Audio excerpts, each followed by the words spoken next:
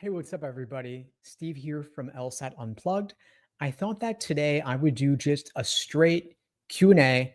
I know a lot of you have a lot of questions regarding the LSAT, your pain points, your struggles, whether you're taking the LSAT in 3 weeks in October, taking it in 7 months in April, 9 months in June, whatever the case may be. The floor is yours. I want to get to as many of your questions as I possibly can today. If you're watching on YouTube, just drop a comment with whatever question you have regarding the LSAT or law school admissions. If you're watching on Instagram, please, of course, feel free, leave a comment there. I am primarily focusing on YouTube, though, so click over to YouTube if you want to maximize the odds of getting your question answered. On YouTube, I'm also dropping in the description a link to join me live on a call-in, so you can fill out the form below this video description on YouTube to connect with me live.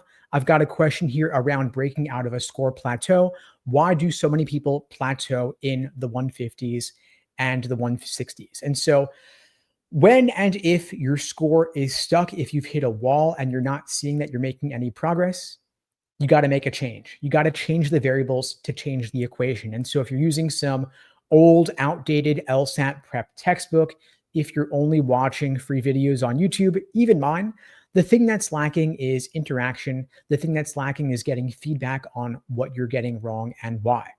I'm not saying that you've got to go the route of getting private one-on-one coaching. Of course, there are a lot of other ways to get support, but it may be that what got you here got you there, and you've got to find a way to get yourself unstuck, because when you're studying on your own, you don't know what you don't know. And so getting some expert guidance, ideally from someone who's been through the process themselves and achieved a major breakthrough, they're going to be able to see what you're getting wrong and why. And so, for example, oftentimes when I first meet with a student, I find they are laboring under some big misconceptions regarding specific LSAT question types.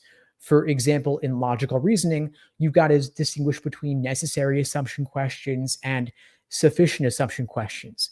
I had a student earlier today who is lumping them together under the catch-all category of assumptions. And he was asking me, Steve, what should my approach be to assumption questions? And I'm like, well, which kind of assumption questions are you even talking about? Once we can clear up that distinction, we can then help you get more questions right. But you've got to know the questions that you're dealing with in the first place in order to get yourself unstuck. And so I responded to the question with another question. Now, this student, if he had just continued studying on his own, he wouldn't even know that there were two different kinds of assumption questions. And then that's why his score is staying stuck in the 150s or the 160s, for example. And so when you want to break out of the plateau, you want to get some feedback on what you're getting wrong and why. Hey, Sahib. Hey, Alejandro there. Welcome to the live stream. If you have any questions, drop them in the chat. I'm happy to get to as many as I can. And so when you're studying on your own, again, you've got to break out of the plateau by getting some feedback on what you're getting wrong and why. You also got to consider that, are you following all the appropriate phases of LSAT prep? I group LSAT prep into 5 major phases under the LASER approach to LSAT prep. LASER is an acronym standing for learning, accuracy, sections, exams, and review. It is the fundamental building block of the LSAT study plans that we create for our students at LSAT Unplugged. And by the way, if you want feedback on your LSAT study plan, you want help creating one, feel free to book a free LSAT tutoring lesson with me at unpluggedprep.com/start. I want to help out as many of you as I possibly can. No obligation, free tutoring lesson, unpluggedprep.com/start. Links in the description below this video. You can also click the link in my bio on Instagram if you're watching over there. Now, in those 5 phases, learning, accuracy, sections, exams, and review, a lot of students get stuck for far too long in the learning phase. They're reading textbooks, they're watching videos, but the thing is that it's not enough to get the questions right. You got to get them right under test day conditions, which means considering pacing, time management, and endurance. And so if you're only reading textbooks and watching videos, but you're not doing any time to work, and then you take a practice test once every couple of weeks, your score is staying low because you're not taking the exam in the format it's meant to be taken in. You're only doing that ad hoc here and there. Foundational material might feel nice because you feel like you're learning something, you're learning the theory, but the thing is that there are 15 different types of logical reasoning questions. You've also got reading comprehension as well. And if you're not getting the reps in the format in which you'll take the test, you're not actually learning in real world test day conditions. So to get out of the plateau, you move from theory to application. You move from learning and accuracy, learning being foundational work, accuracy being drilling by type. You got to transition into doing individual timed sections to work on your pacing, and exams and endurance doing full length timed practice tests.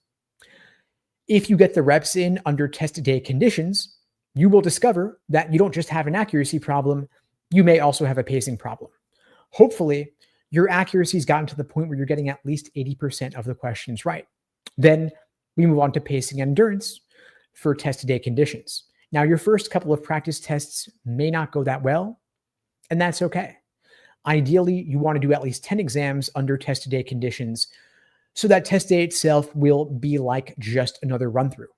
But you can't procrastinate, you can't delay doing those practice tests for too long because you want to get in at least 1 or 2 exams a week for consistency.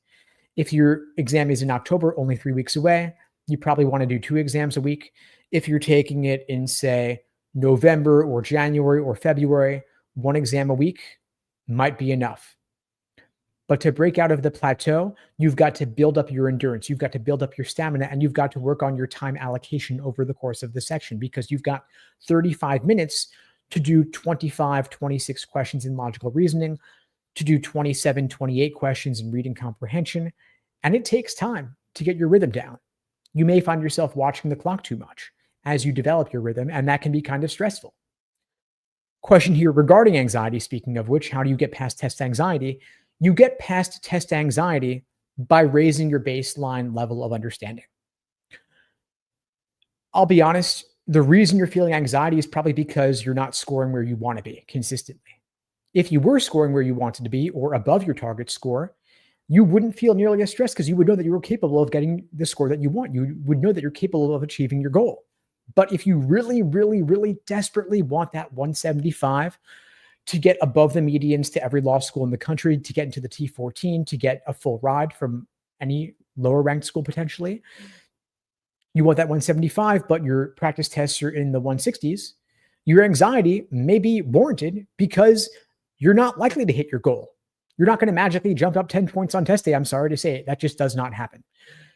So you get past the anxiety by actually getting the score that you deserve on your practice test, and that score is in line with what you want to achieve on test day. If you can raise your average practice test score to the point that you're in the neighborhood or the ballpark of what you actually want to achieve on test day, your confidence is going to improve because you will have proven to yourself you're capable of hitting your goal. So you got to put in more work to get yourself closer to your goal. As your score improves, your confidence will increase, your anxiety will decrease because you are within spitting distance of the score that you want to achieve. I'm not saying anxiety is not real. It is real, but there are ways to mitigate it. One of those ways is to get so many at-bats, to get so many practice tests under your belt, under real-world test day conditions, such that test day is like just another run-through.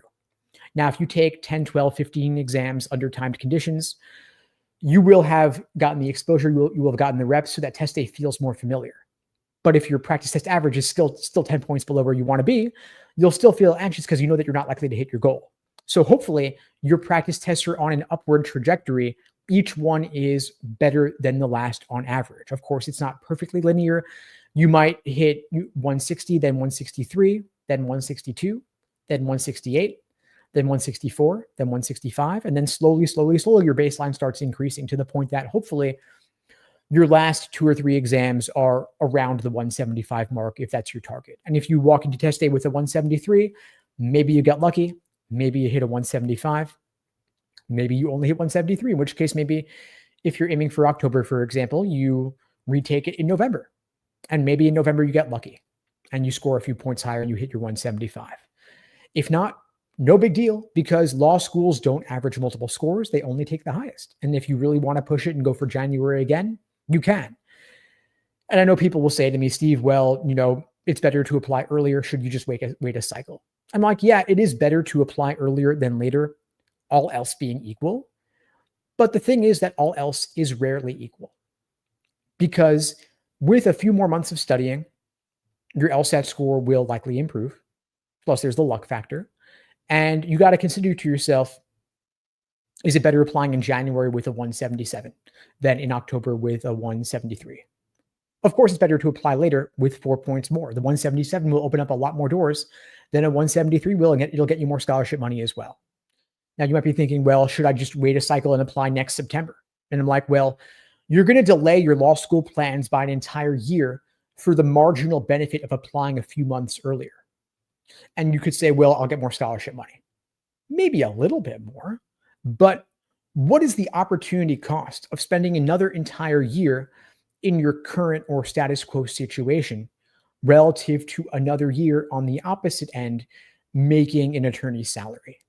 Presumably, part of why you're going to law school is to increase your earning power, your earning potential, right? So you're going to make more as an attorney. You're going to get some return on your investment for 3 years of your life, plus potentially up to $200,000 in law school tuition, assuming, of course, that you're paying sticker, which I hope you're not. But you're going to make more as an attorney than you are now as a paralegal or whatever else you're doing, right? So that year of foregone salary for applying a few months earlier in the cycle, not worth it in my view. Better to just give it your all over the next month or 2 or 3, take it, get that 175 plus score, apply when you apply, above the medians of every law school in the country, you'll have much better outcomes. So I hope that was helpful on that question here. Got one here from Saab asking, how can I overcome a flat line I face while doing sections, questions 1 to 14, I fly through, and then like 15 to 25, I bomb it and get a bunch wrong, and my accuracy and focus drains. So you're hitting this plateau when you're doing sections where the first 14 go really well, and then 15 through 25, you get a bunch wrong. I'm assuming this is logical reasoning, right? Where the questions are in a general order of difficulty. So that's actually to be expected because the logical reasoning questions are in a general order of difficulty, meaning they get tougher as the section goes on. So you're getting the first 14 easy, right? Because they're easier questions. It's only natural that 15 through 25, your accuracy is going to drop because those are harder questions. And so you say you're flying through the easier ones. Good. My general recommendation here is that, yes, you should blast through the easier questions. The general rule of thumb here is to solve the first 10 questions in roughly 10 minutes or so. Build up a time bank that you can then apply to the tougher questions later in the section that truly need or demand that time. And so maybe you're not flying through those first 14 fast enough. I'm curious to know, and you could drop this in the chat if you'd like. When you hit question number 10 or question number 14, how many minutes have passed? Are you doing the first 10 in 10 minutes? Are you doing the first 14 in 14 minutes? Or are you spending more than a minute per question on the easier ones? If you're spending more than a minute or two on the easier ones, you're probably not allowing enough time for the tougher ones later that truly need the additional time. So my recommendation, Saab, would be to, all else being equal, without more context, I'd say just go faster on the easier ones. Trust your gut. Don't second guess yourself. Those first 10 are as easy as they seem. And you need to build up a time bank you can then apply to the tougher ones later. I generally recommend flagging a couple of those toughest ones later in this section. You've got, say, maybe 3 or 4 questions in that tough band of 15 through 22, 23 that I would personally flag, skip, and come back to later. For me, those are going to be the lengthier parallel reasoning questions, maybe some of the more technical science questions, questions on philosophy, morality, aestheticism that are really overly technical or abstract language. I don't want to deal with those in the moment because I don't want to risk getting bogged down or stuck in the LSAT quicksand. And so I just flag them, skip them, come back to them later. I finish the section ideally with 3 minutes or so to spare. So if it's 35 minutes a section, I finish at minute number 32. I then go back to any I flagged or skipped earlier. And hopefully with a second look, a fresh perspective, I can break out of my previous tunnel vision, hammer away those last few I skipped, and turn them from, I guess, between 2 to getting them right. And by the way, if you have a question I haven't gotten to here, I apologize. I can't manage all the different chats I'm looking at once here. I'm on multiple platforms: YouTube, Instagram, Facebook, LinkedIn, Twitter, and so on. And so if you have a question, if you want my help, I'm offering free LSAT tutoring lessons to anyone out there watching this. You can book a free call with me, no obligation, at unpluggedprep.com/start. Link is in the description below this video. You can also click my bio on Instagram to access it. I'm happy to help you out, as many of you as I can. Unpluggedprep.com/start to meet with you, as many of you as I can. I have a question here from FreeHops asking, will the increase in law school admits because of the recent economy cause market saturation? For example, how did the market look in 2011 after enrollment increased in 2008? This is a fantastic question here, going beyond the LSAT to law schools and the job market. And so law school admissions is subject to what we call counter-cyclical demand. What that means is when the economy is good, law school applications decline. And when the economy is bad, law school applications increase. And so back in 2008, I've been doing this for 20 years, so I was actually teaching the LSAT back then. We saw a massive spike in people applying to law school back in 2008 due to the financial crisis, the mortgage crisis, the economy tanked. A lot of people went to law school to wait out the bad economy. The idea is the job market's terrible. Why look for a job and have trouble finding one, especially if you're a recent college grad? Instead, go to law school, wait out the recession. 3 years later, hopefully the economy is better, and then you can get a job as an attorney with that JD. The thing is, if everybody does this, then there's too many law school graduates, maybe not enough jobs. So this happened in 2008. People went to law school in 2011, 2012. Yes, there were too many lawyers. In 2020, with the pandemic, same thing happened. Economy was bad, lots of uncertainty in 2020.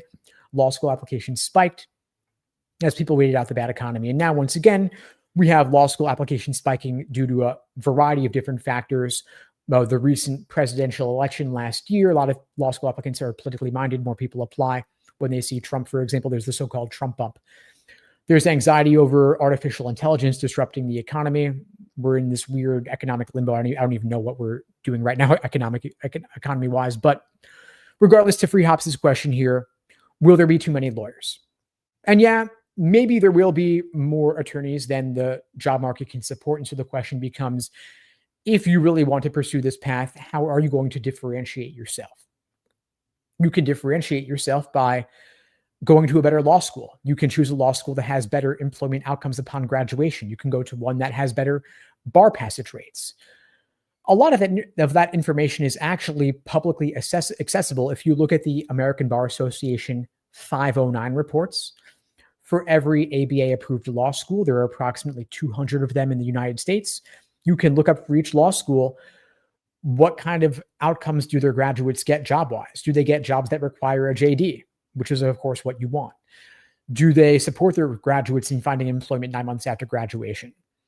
How many of their graduates pass the bar? To what extent do they support their graduates with bar exam preparation? And then to maximize your potential career outcomes, are you minimizing your debt that you take on when you go to law school? And so, for example, you probably don't want to pay sticker price for law school. Law school tuitions are out of control. They're running $70,000, $80,000 a year in some cases, which times 3 is $210,000, $240,000 in law school tuition. You don't want to take on that much in loans. In fact, soon you won't be able to due to recent changes I've been talking about on YouTube in the past when it comes to government guaranteed loans. And so you want to maximize your merit aid or the scholarships you can get. And the best way you can do that is by getting the highest LSAT score possible. If you can apply to law school with an LSAT score above their medians of their previously accepted class, they will then give you scholarship money because you will raise their status in the U.S. News Law School rankings. And so you want to look up those ABA 509 reports. They're publicly accessible on aba.org. If you just Google, say, Harvard Law School ABA 509 or Yale Law School ABA 509, you're going to be able to see all the stats, including bar passage rates, employment outcomes, as well as LSAT medians, GPA medians. For reference, the T14 law schools, the top 14, including Harvard, Yale, Stanford, Columbia, Cornell, NYU, for example, their LSAT medians are all 170 to 174. Their GPA medians are 3.8 to 3.9. And so if your GPA is below a 3.8, you then want to counteract that or balance it out with an LSAT ideally above 173, 174 to maximize your odds of getting in. And then for any other law school, of course, I'm not saying you got to go T14. For any other law school, if you just basically can get above both their medians, you become incredibly likely to get scholarship money. And I recommend it. In fact, it's the easiest money you'll ever make is the return that you get on the time that you invest in your LSAT preparation. And so don't just aim for their LSAT medians, aim above their medians. Every law school not only publishes their median, but they also publish the 25th and 75th percentile as well. And so ideally, you want to be above the 75th on both LSAT and GPA. If you're below on the GPA, which is probably pretty fixed at this point, of course, if you're watching this and thinking about law school, you're probably not a college freshman. You're probably a junior or a senior, or more likely a graduate already. And so there's going to be very little, if anything, you can do to bump up your undergraduate GPA at this point. Master's GPAs don't count, unfortunately. But you can, of course, significantly impact your LSAT score. It's funny how just one day, 2.5 hour sitting will have more impact on your law school admissions than all of undergrad combined. But that's the nature of the game. I'm not saying it's fair or right, but it is what it is. And the good news is that if your GPA is terrible, or you goofed off in undergrad, or you had family obligations, or you had to work, or whatever the case may be, your GPA is probably pretty fixed, but your LSAT score, of course, you can boost up. And because law schools do not average multiple LSAT scores, but rather they only consider your highest LSAT score on record, that means that even if you've taken it in the past and you didn't get what you wanted, maybe you got bad advice from a pre-law advisor, for example, saying, just take it, see how you'll do, you can still retake it. And that's fine. If you took it before and got a 150 and you retake it and you get a 170, good news, you're now applying with a 170. And if you were averaging 170 going into the test and you actually hit a 170, we could say, of course, that a 170 is what you quote unquote deserve. But the thing is that LSAT scores are not constant. They fluctuate. There's what's called an LSAT score band. This is technical LSAT psychometrics stuff. Psychometrics is the study of standardized tests. And they do a lot of data analysis. And what they find is that for any given individual, their scores will fluctuate by roughly 3.5 points on each end. So let's say that your hypothetical true deserved score is a 170, but you're not going to hit 170 on the nose perfectly every single time you take it. One day you'll take it, you'll get a 170. Another day you take it, you get a 167. Another day you take it and you get a 173. And they say the LSAT is reliable, but that's a band of 6-7 points really. And so if you hit a 170, maybe I would argue you should retake it. Even if you hit 170 on test day, you should retake it because you might get lucky and hit a 173 or a 174. And if you don't, there is literally no downside. If you dropped 3 points and got a 167, the 170 is still what counts. And if you not only retook it a month later, let's say, but you also actually studied for that additional month between, say, October and November, you might improve even more because you would actually improve your understanding in addition to giving yourself another at-bat. And so this might be controversial of me to say, but I recommend that everybody retake the LSAT at least once, meaning that you take it officially at least twice, because there is literally no downside to doing so. I see a lot of folks just joined here, so thanks all of you for tuning in. This is an open Q&A. Feel free to please drop a question in the chat.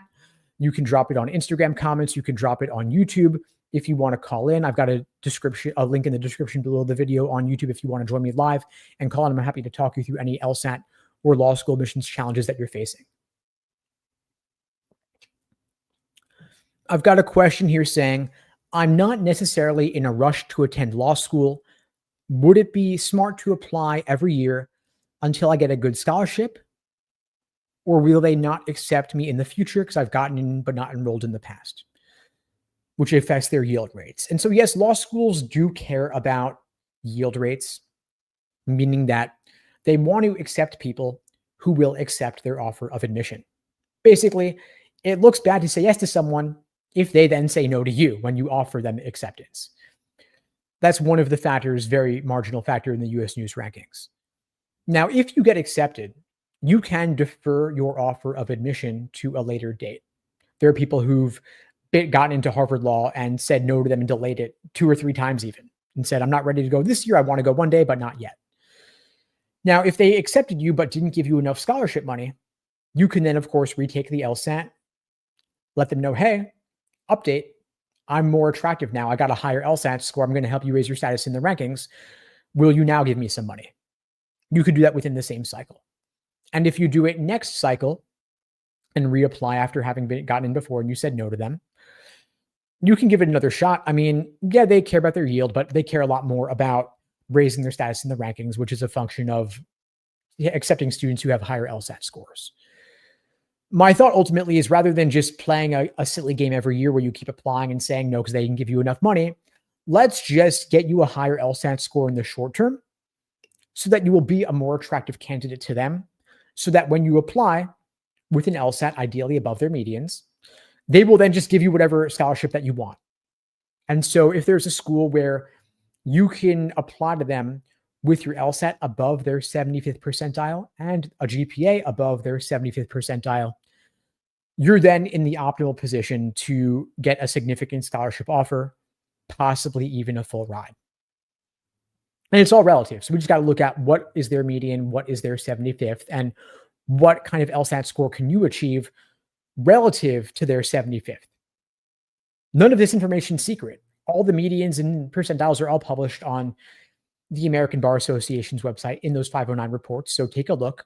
And then what I would say is take the LSAT first, lock in that desirable score, and then apply.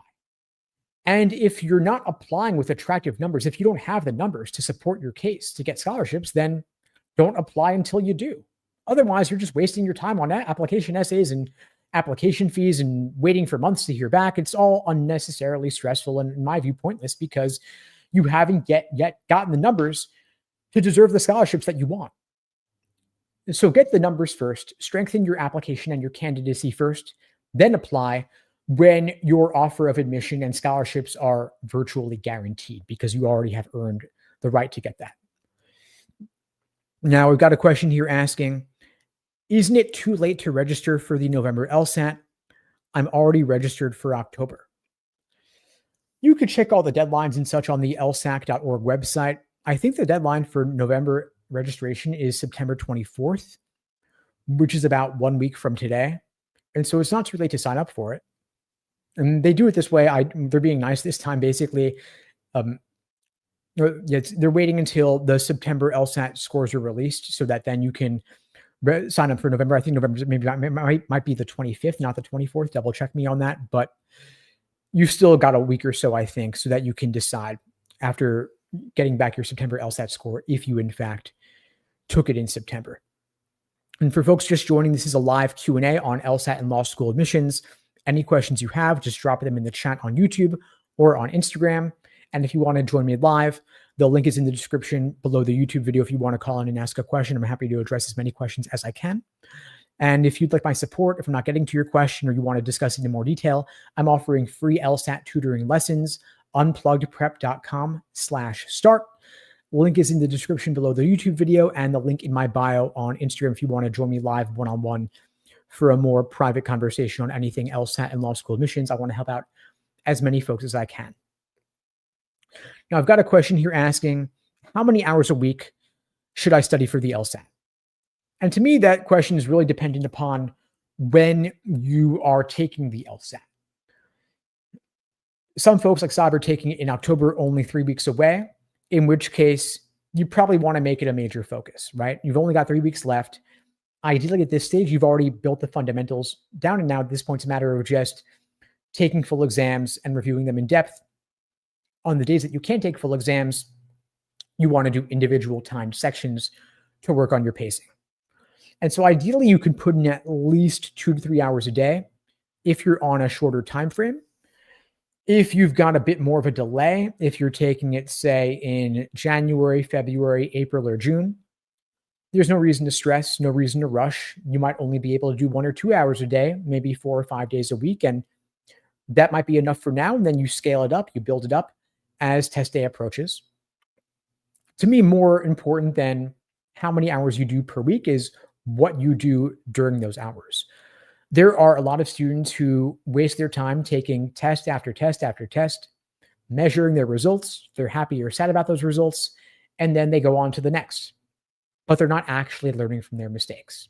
And the thing is that every question that you get wrong or have difficulty with is an opportunity to learn something new. And until you get to the root cause of what you're getting wrong and why, you may unfortunately just end up making the same mistake again. Some other students do nothing but drill questions by type because there are a lot of apps that make that easy to do. But doing a random single logical reasoning question while you're in the bathroom or while you're in line getting coffee is not the same thing as doing a full timed exam. You're not working on pacing and you're not working on endurance. And these third party platforms that sometimes aren't even using real LSAT questions are a much different experience from doing full exams in LSAC's Law Hub platform, where you get real, actual official LSAT questions in the exact context and environment that you'll be experiencing on test day. And so I would recommend that you do less drilling, you do fewer full exams, but you do take full exams consistently and you review your mistakes in depth. And that might mean that you're doing fewer questions, you're getting fewer at bats, but the ones that you get are more meaningful because they're of higher quality. But I will say at minimum, you want to do at least 5-10 hours a week to make steady forward progress. If you're doing fewer than 5 hours, we don't even let you into our coaching programs because it doesn't yield the results and it's our reputation on the line as well, right? So we want to say, no matter what, at least 5-10 hours a week if you're making the LSAT a priority. On a shorter time frame, if you're only taking it 2 to 3 months from now, ideally, you're doing closer to, say, 15, 20 hours a week or so. Now, I got a question here asking, I'm averaging 170. I'm taking the LSAT in October. Also registered for November, I need a 172 or above. What should be my game plan at this time since I have about 2 weeks left for my exam? So you're taking both October and November, and you're already in a pretty good place, 170, you're within spitting distance of your goal. I would say that you may actually hit your 172 in October. It's possible you could raise your baseline in just 2 weeks, but you do want to have November as a backup, as you do. And it's also nice for peace of mind knowing that it's not all riding on October, because while the LSAT as a whole, of course, is quite important, no one particular test date will make or break you because you also have November. I would say because you're taking 2 different test dates, save some full-length exams for November so that you have them if you need them. In other words, don't burn through all the recent practice material now because then you'll have no full exams to do in that month-long gap between October and November. But at this point, because both test dates are short, and I would say focus on October since it's sooner, you only really want to be doing full exams and reviewing them in depth. You don't want to spend a whole lot of time just reviewing foundational material or joining webinars or anything like that, because a lot of that stuff is going to just cover the basics and you're already past that. When you're scoring in the 170 plus range, you're probably not getting questions wrong because you don't know what a conclusion question is, or necessary assumption versus sufficient assumption, or strengthen, weaken, and so on. You're probably just getting hard questions wrong because they're hard, like level 4, level 5 questions where it's all about the review. And maybe it's the method of reasoning that trips you up rather than the question stem type, or maybe it's a particularly tempting wrong answer choice or an unappealing right answer. And so you want to get to the root cause of what you're getting wrong and why, so that you can avoid making the same mistakes again. But at this late stage, it's all about full length exams, review them in depth. On the days that you can't take a full exam, do individual timed sections. If you happen to notice a particular weak area, like a certain reading comprehension passage format, whether it's a topic like natural science or a certain structural format like old versus new in reading comp, you may want to drill those on the side. But at this point, I'd say it's mostly full exams and review. And also, burnout's real, so make sure that you're not taking exams on consecutive days, for example. You take an exam on Wednesday, you take an exam on Saturday. On the other days, you review those full exams, and with any extra time, you drill some weak areas or you do individual timed sections. But I'd say at this point, it's not about webinars or video courses. If you're doing any support, it should be more in a one-on-one context. And I hope you found that helpful. I appreciate the kind words. Question here about is the LSAT written portion, the LSAT writing sample, is it now more important than ever? I wouldn't say it's super important because the writing sample isn't scored. And so I'm not going to say that it's important in general. Is it relatively more important? Maybe marginally, because your application essays, for all they know, were written by ChatGPT, right? Some schools explicitly ban the use of AI. Other schools weirdly require the use of AI. I think basically actually, University of Michigan initially banned use of AI, and now they are requiring it in one of their essays. So I think these schools just don't really know what to do with it, to be frank. Now, the writing sample is their unfiltered, unedited look at your true writing ability without the option to use AI or without having some admissions consultant help you write it, for example. And so for that reason, I think it's marginally more important than it used to be. So I would technically answer your question, yes, is it more important? But I would say it's mostly important in cases where the admissions officer has a question about your level of English fluency. So, for example, are you a non-native English speaker? Where they're wondering, is this person proficient in the use of English in the written word format? So, if you're not a native English speaker or your English grades in college were not so great, the writing sample will be your opportunity to show them that you are a great writer. But for most students, I wouldn't devote that much attention to it. Just take it seriously. Give it structured paragraphs, intro paragraph, body, conclusion. Note that they are now using an argumentative writing sample ever since August of 2024. Previously, in the old books, you'll see they had a different writing sample style.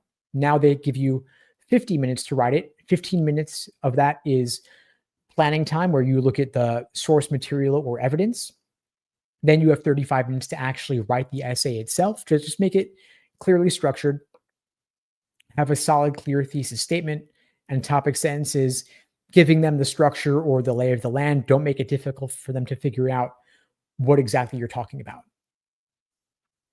But I won't say much more about it than that. Until you're scoring at or above your goal, I wouldn't give it any attention. You can take it after the LSAT. So you take your official LSAT on test day, then give yourself a day or two off because, of course, you deserve it. You've been working hard, and then switch gears and focus on the writing sample, maybe do a single practice run or so, and then just send it in and move on to your application essays. And by the way, for folks who are just joining here, we're doing a live open Q&A, anything at all, LSAT and law school admissions. You can drop your questions in the chat. I'll get to as many of them as I can. I've also got a link below the video on YouTube if you want to join live for a Q&A. I'm happy to address questions there as well.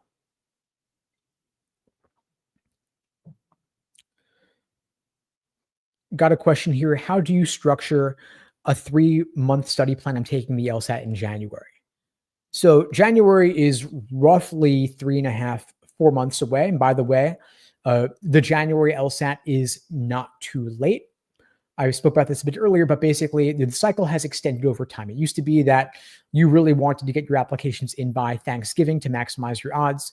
But over time, the cycle has extended to the point that even January and February are not too late. Now you might be wondering, why has the cycle extended? It's because there's been a lot of uncertainty in recent years with all the LSAT changes. In May 2020, they moved the LSAT online from having been in person due to the pandemic. In 2024, they removed the logic game section, and they also replaced it with a second logical reasoning section. So with all these changes, law schools weren't really sure how that would impact LSAT scores. And so they took, in general, a wait and see approach to see how things would ultimately shake out. And they realized that they could wait and source more high scorers. There's also, because of the spike in law school applications, because of LSAT score inflation, more people are applying with higher LSAT scores. And so law schools realize that, hey, you know what? If they just leave some seats open, they can wait for stronger applicants to come along. And from their perspective, there's really no downside to waiting, because law schools are not evaluated based on when you applied. They are evaluated based on the numbers that you apply with. It is your LSAT score and your GPA that are reported to the American Bar Association, which in turn is where US News pulls those numbers from for inclusion in the ever important US News Law School rankings. And so January is totally fine. February is totally fine as well. And if you think to yourself, I was going to take it in October or November, but I'm not close to my goal, should I push it back to January? Yeah, Maybe you should. And you would then essentially be tripling the time that you have available to study. And so you think to yourself, could tripling my LSAT study duration significantly improve my score? Could it maximize my potential? Probably. And so if you're at a point now where you've still been devoting a lot of effort to the foundational phases of prep, I talked earlier about the laser approach, learning, accuracy, sections, exams, and review. It's the framework that we use to create personalized study plans for our students at LSAT Unplugged.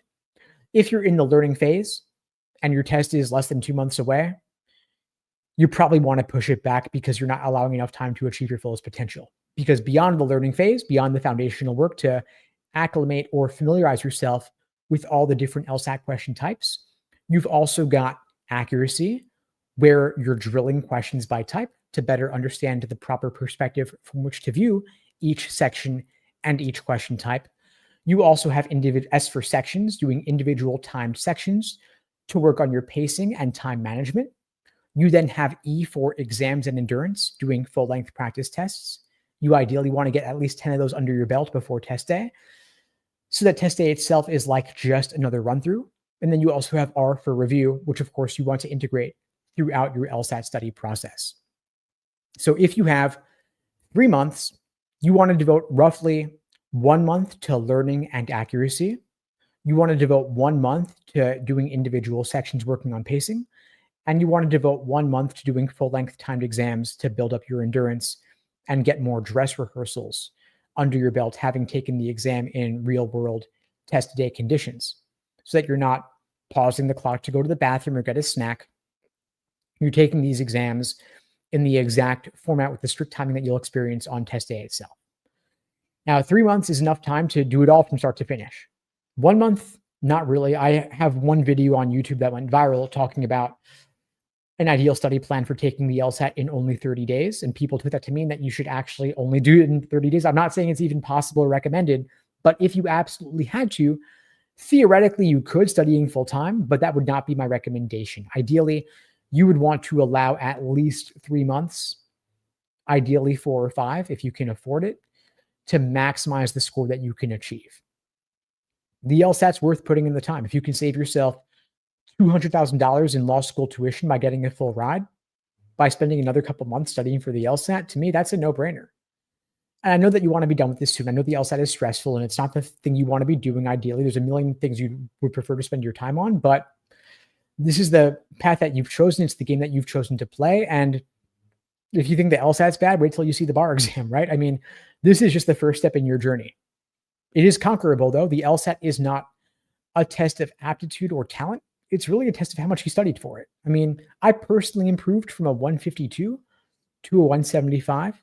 And I've seen countless students improve far more than that, 20, 25, even 30 points. It's possible. I'm not saying that's guaranteed. I'm not making any promises about what you'll achieve, but I am saying I've seen many students go through that kind of score improvement. And the only thing they did was they familiarized themselves with the format and the content of the exam, and they did a lot of practice tests. There are 58 of them available in LSAC's Law Hub platform. And so when people are telling me that they're using ChatGPT to make up LSAT questions, I'm like, why? ChatGPT makes stuff up. It hallucinates, and it's confidently wrong. There's no reason to resort to ChatGPT or fake LSAT questions that you're going to find in Google, or doing old prep books with outdated material that still mention logic games. You've got literally over 6,000 real official LSAT questions available to you in LSAC's Law Hub platform. It's $120 for a year of access. They're not paying me to promote it, although I wish they were. It's well worth the investment. If you can demonstrate financial need, they will give it to you for free for a full year. Well worth taking advantage of that resource. And of course, you don't have to do all of those questions, but you should do a significant percentage of them. If you're taking the LSAT in just a month or so, you want to focus on the most recent 10 to 15 exams. If you're taking it in 3 months or 4 months for January, you want to work through at least the most recent 20 to 30 exams. And beyond that, try doing all of them. And you could budget out a schedule where you say, okay, I've got 58 numbered exams to work through, numbered 101 to 158 in Law Hub. I'm going to carve out the first 20 for the next few months. I'm going to carve out 121 to 140 for the next few months, and then carve out 141 to 158 for the final 6 to 8 weeks or so. You just work backwards. And so if you're taking the LSAT in June, you say, okay, well, on June 1st, I'm going to do exam 158. On May 20th, I'm going to do exam 157. And you just work backwards on the calendar all the way back to the present. And that's where you decide where to start. And so if you can't do all 58 numbered exams, that's okay. But you want to do if you can only do 30, for example, you want to do the most recent 30. You don't want to do the older exams at the expense of the newer ones. That would be a shame, because more recent is more relevant. The LSAT has evolved over time so that the newer material is more important for you to devote your effort to.